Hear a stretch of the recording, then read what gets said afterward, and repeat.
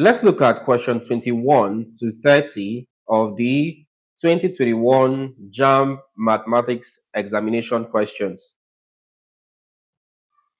Question 21 here says, if sine theta is equal to 12 over 13, find the value of 1 plus cos theta. A, 5 over 13, B, 14 over 13, C, 25 over 13, D, 18 over 13. So how do we solve this question? Now, when you have sine theta, that tells you that it's a right angle triangle. So I would come and create a right angle triangle. So I'm going to do this right angle triangle this way. And we'll call this theta. Let's call this angle here theta. Of course, here's my 90 degrees. Sine, remember the SOHCAHTOA, SOHCAHTOA. So sine is opposite over hypotenuse. So if sine theta is 12 over 13, it means opposite is 12, hypotenuse is 13. So I'll come here, opposite is 12, this, hypotenuse is 13, this. So all I have to do is to find the value of this part here. Let me call it x. And if I use Pythagoras theorem, we know that 13 squared, that's the square of the hypotenuse, is equal to x squared plus 12 squared.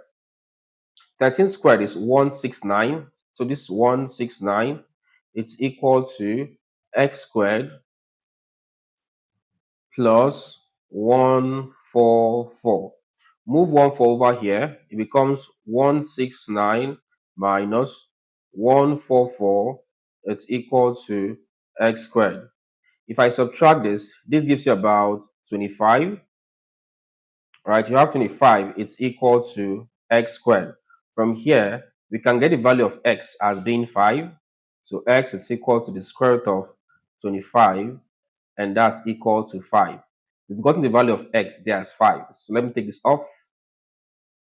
So using Pythagoras theorem, I've gotten the value of x, that's this other side, as being 5. So here is equal to 5.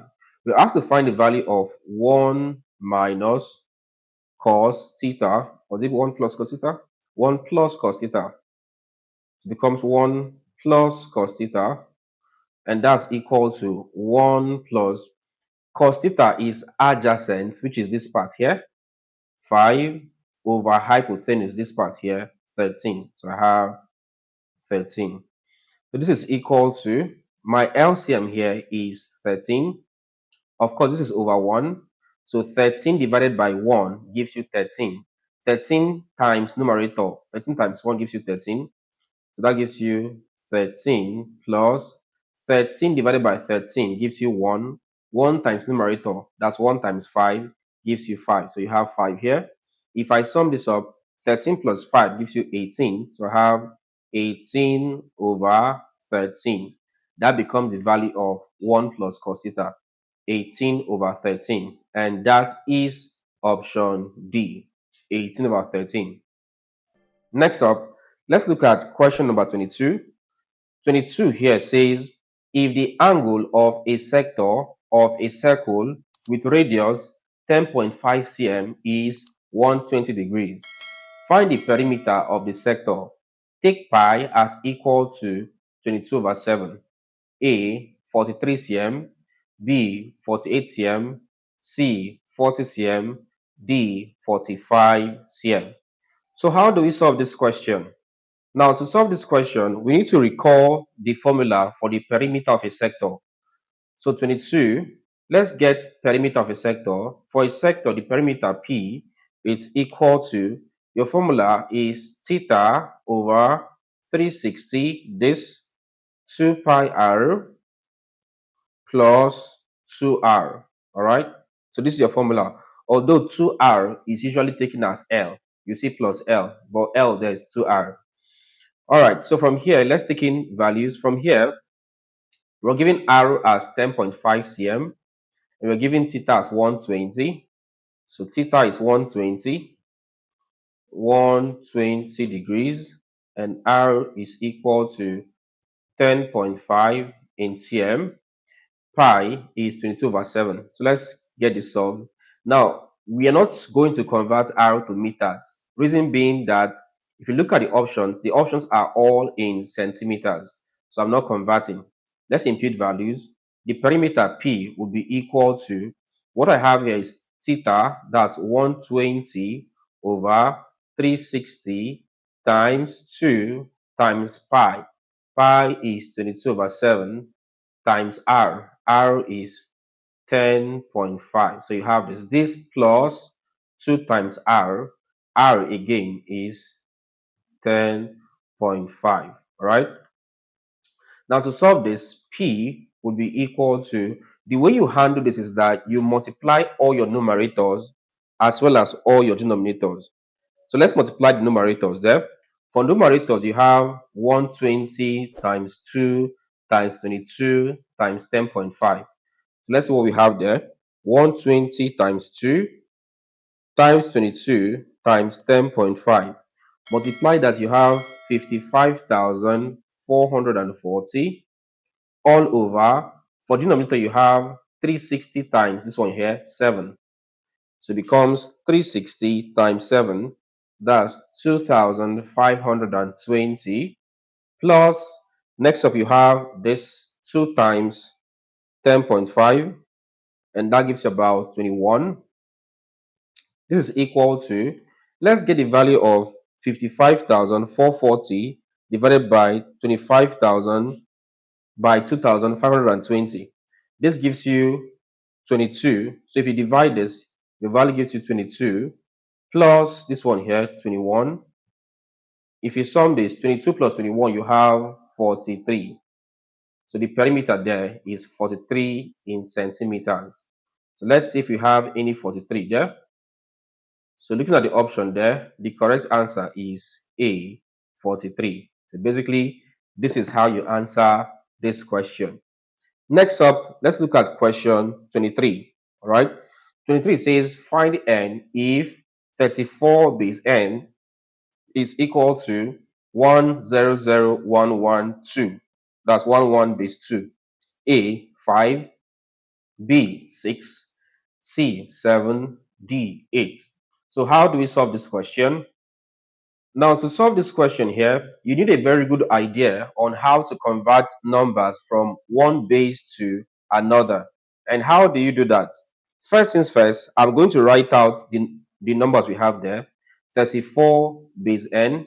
So this gives you 34 base n is equal to, numbers I have here becomes, this is 23, 10011 base 2.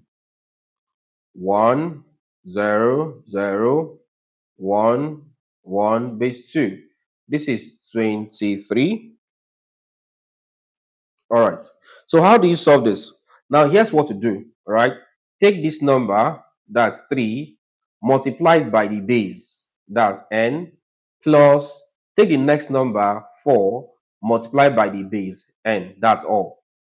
Now from your first base, this is equal to, from your first base, you put this as raised to the power 0 and raised to power 1. This is how you do this. Okay. Use the same concept for the right hand side. The first number there, 1, multiplied by 2, plus the second number there, 0, multiplied by 2, plus the third number there, 0, multiplied by 2. We're multiplying each of them by 2 because 2 is the base. Then the next number there is 1. So we have this one next. So plus 1 multiplied by 2. Then finally plus the last one there.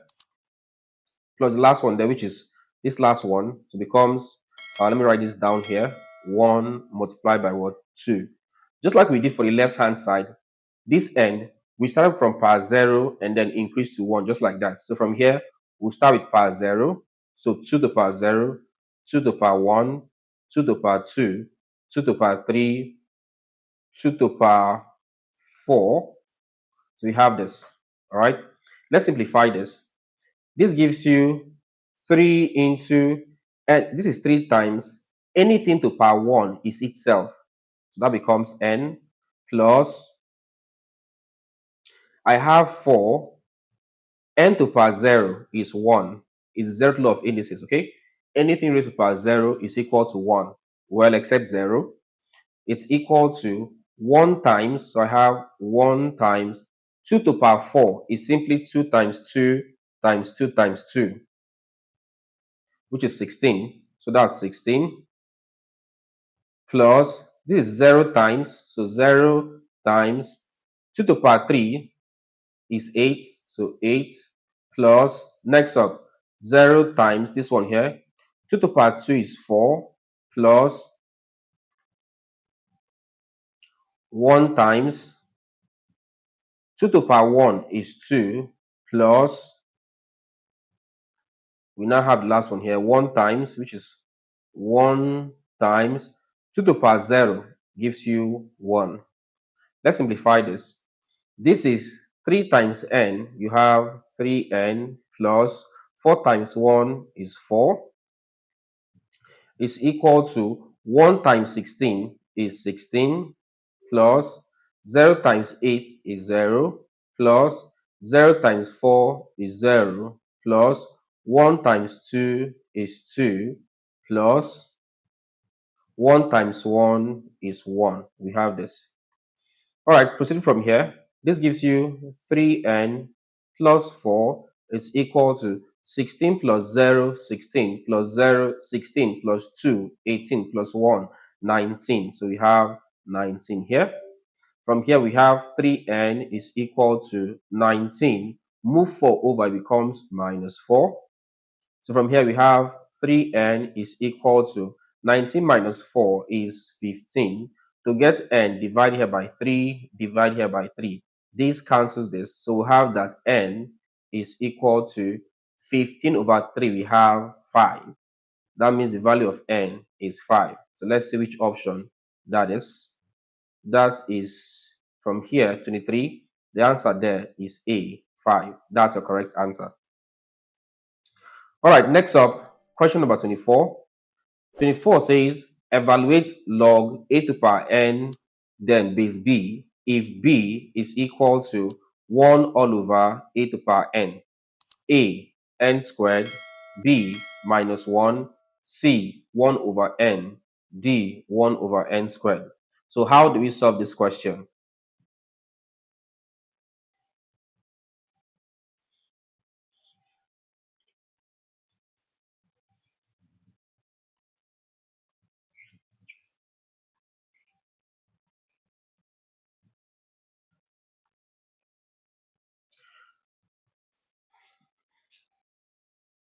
Now, to solve this question, let's write out what we have there. We have question 24. For 24, what we have there is a to the power log a to the power n base b. So log of a to the power n base b. The third, okay, so you should evaluate this. If b is equal to 1 all over a to the power n, you have this. Yep, that's what we're given. All right, so how do we solve this? Now, the first thing we want to do here is that from here, let's make a to the power n to be subject of the formula. And if you do that, this one goes up and b goes down. It's mathematically correct. And from there, we'll have a to the power n is equal to 1 over b. You can choose to say cross multiply and divide, but you have the same thing. So if this is true, from here, we'll have that log a to the power n base b is equal to log a to the power n, as we said here, is 1 over b, and of course base b.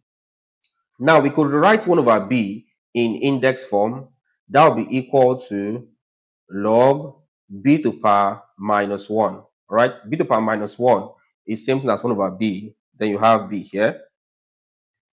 Proceeding with this is equal to, don't forget from the laws of logarithm, all right, when you have log of a particular number to a power, we say the power can come here, all right, can come down here.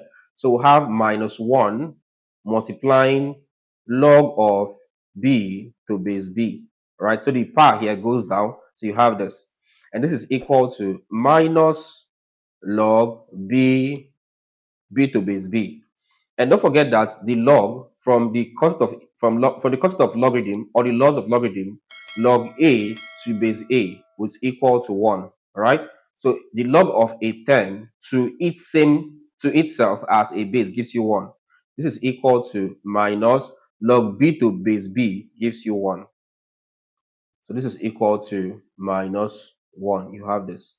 So my answer there is minus 1, 24.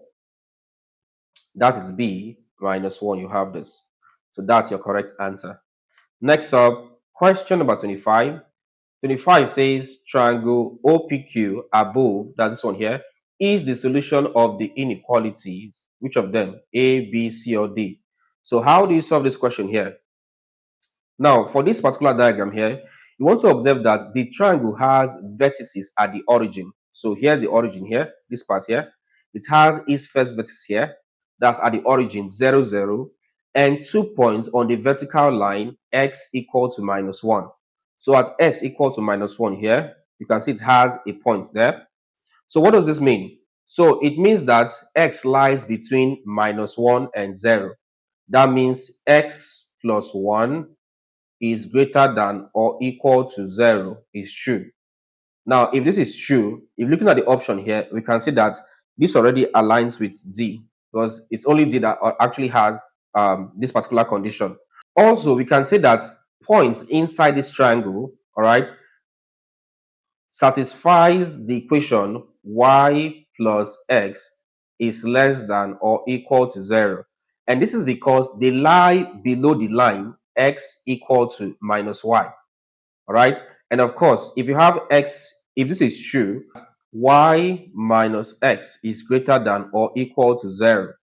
All right. So that means that is they lie above the line y equal to x. All right. So hence the correct option here is D. So option D is the correct option. Next up, question number 26. Question 26 says a matrix P has an inverse. So P is equal to 1, 3, 0, 1. You have to find P to the power minus 1. P to the power minus 1 simply means find the inverse of the matrix. That's all.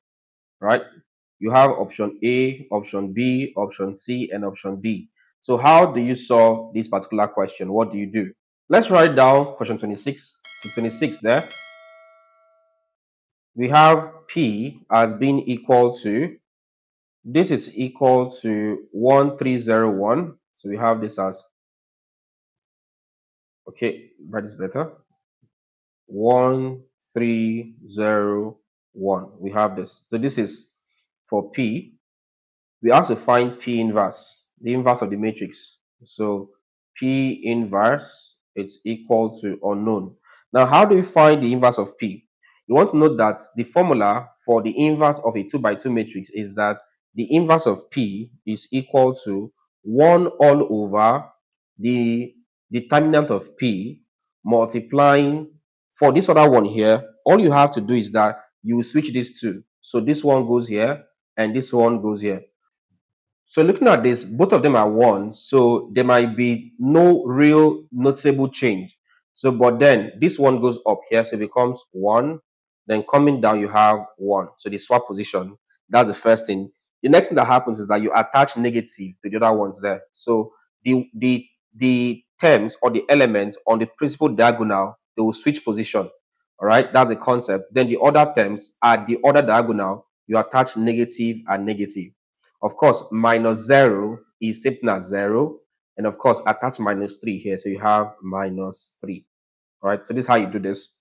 So let's get determinant of P. Determinant of P will be equal to determinant of, what do you have here? 1. The initial matrix was 1, 3, 0, 1. That was the initial matrix. This is equal to get determinant is simply this times this principal diagonal, 1 times 1 minus this other one here, multiply this 2, 3 times 0. 1 times 1 is 1 minus 3 times 0 is 0.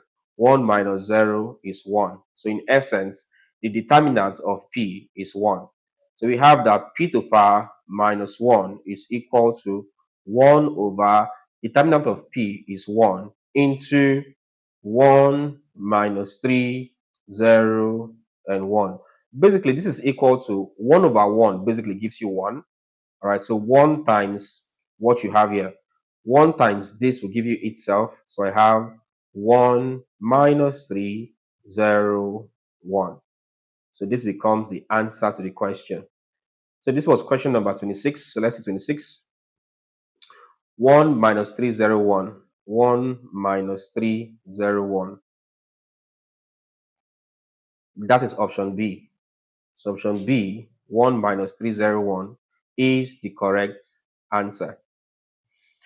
Okay, next up, question number 27. 27 says, 3 consecutive terms of a geometric progression are given as n minus 2, comma, n and n plus r and n plus 3. Find the common ratio. A, 3 over 2, B, 2 over 3, C, 1 over 2, D, 1 over 4. So how do you solve this particular question? Now for this question, they said consecutive terms of a GP. The first term of a GP is A, right? And A is equal to, let's look at what we're given there. The first we're given there is n minus 2. So A is n minus 2. The second term is AR. So AR is given as n, the second term, that's n. Your third term of a GP is AR squared, and AR squared is given as what there? N plus 3. So AR squared is n plus 3. We're asked to find the common ratio. Now we know that if I have A and AR, I can get R by saying AR divided by A. That will give you R because A cancels A. Okay, so if that's true, let's do AR over A. So AR, which is n, so you have n all over A. A is n minus 2, so n minus 2. Again, we can still get R by saying AR squared all over AR. A cancels A. R here 1. R into R squared, you have R. So you can see you have R over 1. So of course, let's do AR squared. Since R is equal to R, we've gotten the first R by taking n over, or by taking AR over A. We'll get a second R, this one here, by taking AR squared all over AR. And we just have to equate them. So we are equating R to R. It's the same thing. So let's do AR squared. Let's equate to AR squared over AR. So that's equal to AR squared is n plus 3 all over AR is n. All right, let's work on this. If you work on this, all we have to do here is cross multiply this times this. So n times n is equal to this times this, which is n minus 2 multiplying n plus 3. So from here, n times n gives you n squared is equal to, use n to multiply n, that gives you n squared. Use n to multiply plus 3 gives you plus 3n. Use minus 2 to multiply n gives you minus 2n. Use minus 2 to multiply plus 3, that gives you minus 6. Working on this, we have n squared is equal to n squared. 3n minus 2n gives you plus n. That's 1n, that's plus n, then minus 6. Move n squared over here. You have n squared minus n squared is equal to n minus 6. Of course, n squared minus n squared gives you 0. It's equal to n minus 6. Move this over here. We have plus 6 is equal to n. That means the value of n is plus 6. So if the value of n is plus 6, what does it mean? We say A is equal to n minus 2. So A is equal to, n is 6. 6 minus 2 gives you what there? 4. So we have this. So A is 4. Also, we said AR is equal to n. As you can see here, AR is equal to n. We've gotten A as 4 and n as 6. So we have that 4 times R is equal to n. That's 6. So R is equal to 6 over 4. Right? Divide both sides by 4. 6 divided by 2 gives you 3. 4 divided by 2 gives you 2. So R is equal to 3 over 2. So the common ratio R, which we are asked to find, is 3 over 2. And that is option A, 3 over 2. So that's how you solve this. All right, next up, 28. 28 says factorize k squared plus 2kp plus p squared. A, k plus p all squared. B, k minus p all squared. C, k squared plus p squared. D, k squared minus p squared. So how do you factorize this? What do we do? Let's write out the question here. So 28 we have k squared plus 2kp plus p squared. That was the given question. And we're asked to factorize this. Now, to factorize this, the first thing we have to do is to break this down. So this is k squared plus 2kp is the same thing as me saying kp plus kp. All right, kp plus kp gives you 2kp. This plus p squared.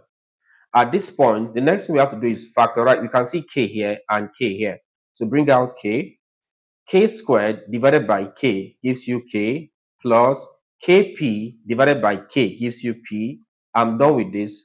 For this other two, that's this and this one here, we'll take p instead. So we'll take plus p. Kp divided by p gives you k plus p squared divided by p gives you just 1p. All right. You know you're on track when the terms in the bracket are the same thing. So what do you do next? You take the terms outside the bracket, that's k, so k, and then this, so plus p. Then take one of the two terms. You have two terms in bracket that are like, take only one of them. That becomes k plus p. From here, this is basically k plus p multiplying itself. That's k plus p gives you k plus p squared because it's multiplying itself. So the answer there is k plus p squared. And that is option A, k plus p squared. That's your correct answer. Next up, question 29. 29 says, find the mean of the distribution above. That's this table here. A, 3, B, 4, C, 1, D, 2. So how do we solve this? You want to note that for a table like this, let the frequency be F. So this is 29. Yep, 9. Let F be equal to frequency, and let X be equal to what they call it here, value. All right, the value. The mean is usually equal to the sum of Fx all over sum of frequency. That's how you get mean. All right.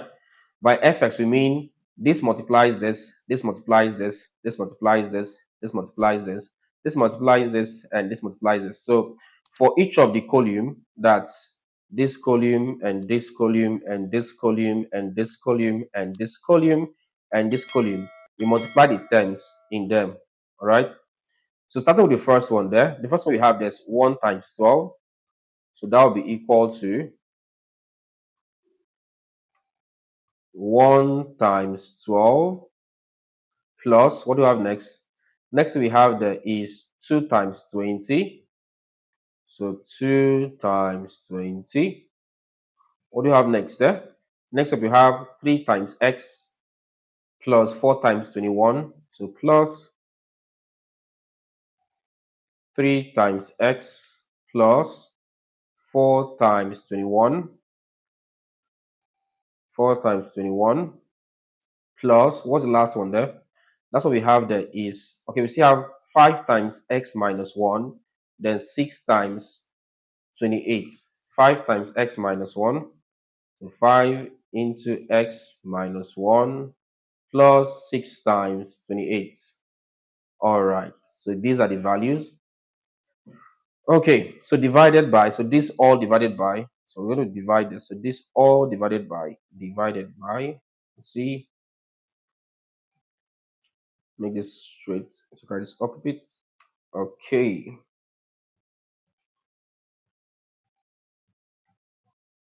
Six times 28. This all divided by sum the frequency. By sum the frequency, we mean add 12 plus 20 plus x plus 21. So 12 plus 20 plus x plus 21. We have this. Then plus x minus 1 plus 28 plus x minus 1 plus 28. Okay. And this is equal to numerator 1 times 12 is 12. 12 plus 2 times 20 is 40 plus 3 times x is 3x plus 4 times 21 is 84 plus 5 times x minus 1 is 5x minus 5 plus 6 times 28. So 28 times 6, the value there is 168. So I have this as 168. That's the value. All of this divided by, so all of this divided by, let's see what denominator gives. So this divided by, for denominator, what do I have there? 12 plus 20. So we have 12 plus 20. Let's keep the x aside, plus 21. So plus 21 plus x, keep it aside, minus 1, then plus 28. If you add up all the numbers, then you have 80. So 80, and then you have x plus x, you have plus 2x. So we have this. All right, let's add up the numerator. This is equal to, for the numerator, I'll add up the numbers there. 12 plus 40. So I have 12 plus 40 plus, let's leave the 3x. Let's go to the next one there, 84. So plus 84 plus, leave the 5x. Next thing you have there is minus 5. So minus 5. You have plus 168 plus 168. If you add them up there, you have 299 as a value. Right? 299. So this is equal to 299. For the x values, you have 3x plus 5x. That becomes plus 8x. So you have this all over 80 plus 2x. So you have 80 plus 2x. All right. Not sure there's any factor for this. So I think literally I think this was they used the wrong table for this. That's why you're not getting anything close to the answer, right?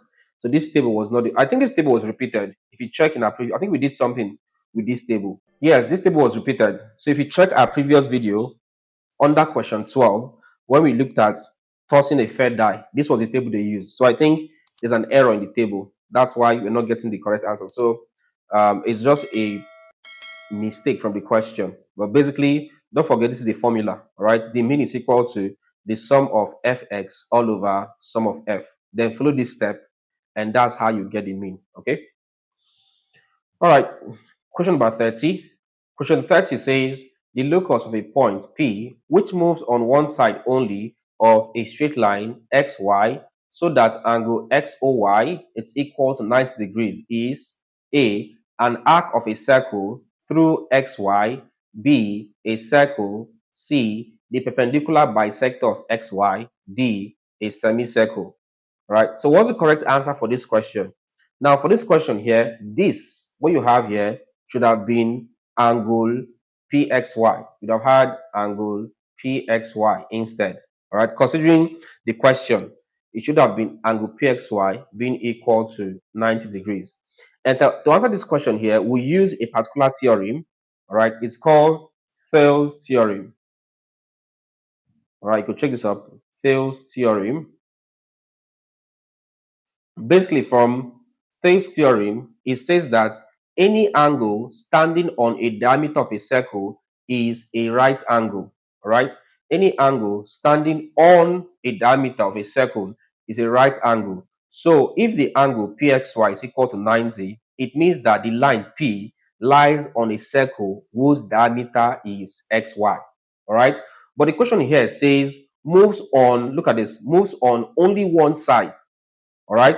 Moves on one side only. So if it's moving on one side only, it means just from the diameter, from one side only, from the diameter to the other side of the circle, of course, from the diameter here to the circumference of a circle here, which means what we have there is a semicircle. So for this question here, the correct answer is D, a semicircle. That's your answer. All right, so as usual, I'll leave question 31 for you. You solve it and leave your answer in the comment section.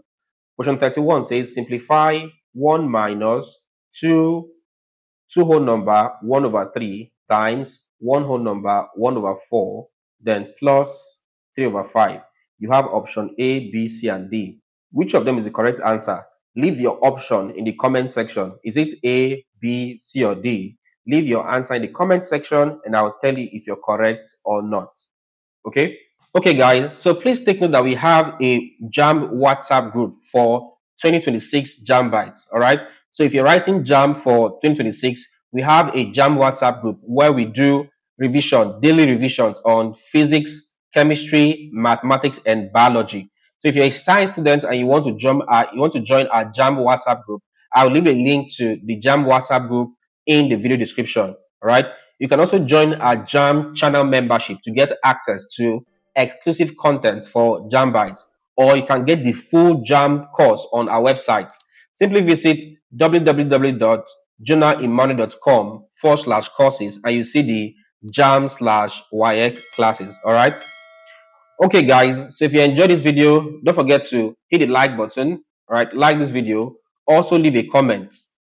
Right, for the comments, I gave you a task, question number 11. Solve it, leave your answer in the comment section, and I'll tell you if you're correct or not. Don't forget to also subscribe. If it's your first time here or you're yet to subscribe, please do what to subscribe, hit the bell icon, and select all so that you get notified whenever we upload a new content. Then finally, ensure to share this video to your friends and their colleagues so that they can also learn. Thank you and see you in our next class.